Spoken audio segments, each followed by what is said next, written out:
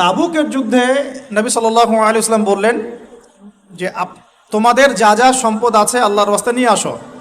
কারণ তাবুক যুদ্ধের সফর অনেক লম্বা ছিল, অনেক লম্বা, পায়ে হেঁটে প্রায় 1-1.5 মাস যেতে হয়েছে।